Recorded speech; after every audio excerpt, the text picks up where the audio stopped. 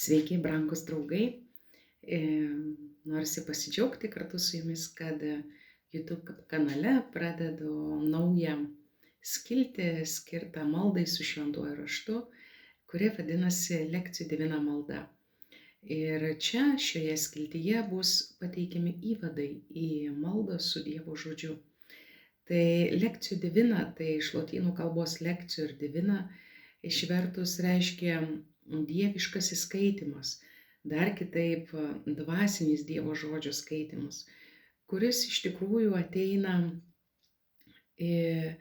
nuo vienuolių tradicijos, ypatingai Šventojo Benedikto. Tai išties mes turime nuostabų paveldą ir nuostabų palikimą ir nuostabų liudijimą dėka vienuolynų, kad Dievo žodis yra tas, kuris gali auginti, ugdyti, maitinti mūsų protą, jausmus ir mūsų dvasią. Tai gali būti kelias mūsų kasdieniam gyvenimui. Ir šis dieviškasis ir dvasinis Dievo žodžio skaitimas išties nuo seno turi 4 pakopas. Iš tikrųjų, tai dabar ir jas pažvelgsime. Ir šios 4 pakopos nuolat bus rutuliojamos per kiekvieną pateiktą meditaciją į maldą su Dievo žodžiu. Tai pirmasis praktinis patarimas būtų jums, tai kai norėsite melstis su Dievo žodžiu, tai labai yra svarbu vieta. Todėl, kad tam, kad nusileistume į savo širdį, tai išties reikalinga, kokioje aplinkoje aš būsiu. Be abejo, tie, kurie yra patyrę maldos kelyje, mohikanai daug metų, meldėsi, turėję tam ugdymą, palydėjimą, tai jie gali melstis bet kur ir melstis minioje su Dievo žodžiu ir traukinyje, ir einant žygyje, ir didžiausiame stadione, ir triukšme ir taip toliau. Bet pradedantiesiems ypatingai svarbu aplinka. Tai yra tyla, vienuma, kad neįbėgtų belekas, bet kada į mūsų kambarį. Taip pat svarbu tam paveikslėlis, uždegta žvakė ar, kaip pasakyti, kitas ženklas, kryželis, kuris mums padėtų susitelkti. Tai gali būti ir ikona, kaip yra mano užnugaryje. Taip pat svarbu turėti rankose Dievo žodį, šventąjį raštą. Ir geriausia, kad tai būtų, kaip pasakyti, patvirtintas Lietuvos vyskupų konferencijos. Tai žodžiu, tai yra tokie smulkūs ir paprasti dalykai, bet jie ypatingai pradedantiesiems svarbus. Ir žinoma, laikas. Kiekviena meditacija, kurią jūs perklausysite, tai nėra malda. Tai yra tik pradžia, nusiteikimas ir pasiruošimas. Ir tai nėra malda. Malda prasideda kryžiaus ženklų, mano širdies nusiteikimu ir atsistojimu Dievo akivaizdoje. Tai ir tada paimamu Dievo žodžio į rankas, kuris numatytas jau tekstas, prieš tai perklausytas įvadas, ir tada su juo, su Dievo žodžiu, Dievo akivaizdoje keliaujam. Tai dabar trumpai šis trumpas video yra apie šias pakopas, iš ko susideda dvasinis Dievo žodžio skaitimas. Tai visų pirma, ką byloja pats žodis lekcijo, tai yra skaitimas.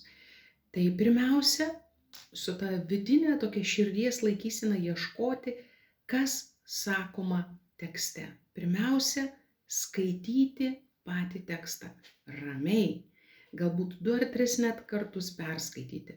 Taigi, kas vyksta šitame tekste, kas vyksta šioje pastraipoje, ne? Ir galbūt įvadai, kuriuos jūs klausysite, padės labiau suprasti.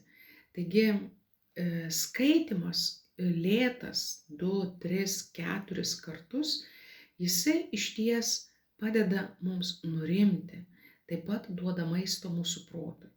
Tai jeigu mes esame Lekcijų Divina maldai paskyrę 30 minučių, idealiausia tai būtų valanda, tai ką ir turi dažniausiai vienuoliai, bet tarkime 30 minučių mes turim, aš bent jau 45 minutes, ne, tai kokias 10-5 minutes skiriu skaitimui. Kaip ir daugelį maldos pakopų, pradžia yra svarbi ir labai svarbi.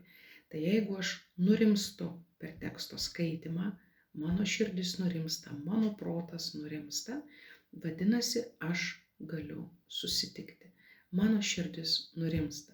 Taigi, tekste ieškoma, ką Jėzus kalba apie save, koks jisai čia yra, su kuo jisai susitinka, ką jisai nori pasakyti, ne? Antras punktas po lekcijų tai yra meditacijų. Tai yra meditacija. Kitaip tariant, ką Dievas man sako per šį tekstą, ką man asmeniškai jisai nori pasakyti. Taigi, paklausti savo giliai širdyje, o gal Dievas kažką asmeniškai man norėjo pasakyti, labai konkrečiai šitame kontekste, kur aš esu. Kitas momentas tai yra toks oracijo, tai yra toks pokalbis su viešpačiu, ar ne, dialogas su juo. Tai iš to žodžio, kurį aš išgirstu asmeniškai, aš kalbuosi su viešpačiu. Taigi natūraliai kylanti manyje laikysena. Ir be abejo, kada įvyksta gyvas, tikras susitikimas, tai yra kontempliacija, tai yra buvimas. Buvimas Dievo akivaizdoje. Tai aš tiesiog žvelgiu, būnu ir skoniuosi. Skoniuosi Dievu, kuris yra, ir jo išmintingų būdų, kaip jisai veikia. Ir paskutinis žingsnis, kuris yra, tai akcijų, tai yra veikimas. Tai yra prašymas malonės, kad viešpats ateitų ir padėtų manyje tai įgyvendinti. Kad mano siela būtų nuolanki, mano protas būtų nuolankus, bendradarbiauti su viešpačiu.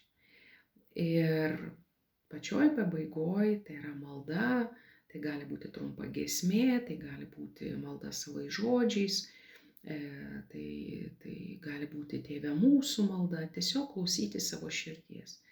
Ir padarius kryžiaus ženklą, jeigu jūs vedate dienoraštį, tai tuomet po maldos, po to nubrėžto laiko, išbūnant ištikimai, tiesiog užrašyti labai paprastus žingsnius. Su kuo aš atėjau į maldą, ką viešpats man apie save kalbėjo, į ką jisai mane kvietė ir koks aš išeinu iš maldos. Tai gero pasiryžimo visiems šiai nuostabiai lekcija divina, seną tradiciją turinčiai kelioniai.